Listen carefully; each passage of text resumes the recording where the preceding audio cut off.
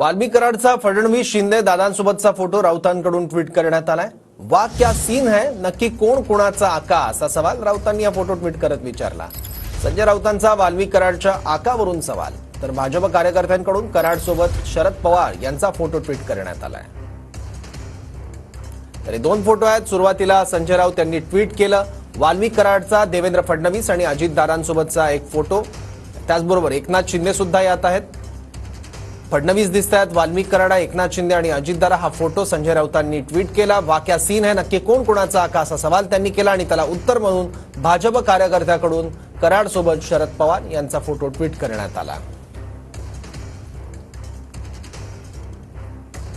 वा क्या सीन है, नक्की कोण कोणाचा आका, संजय राऊत यांचं ट्विट बघतोय आपण।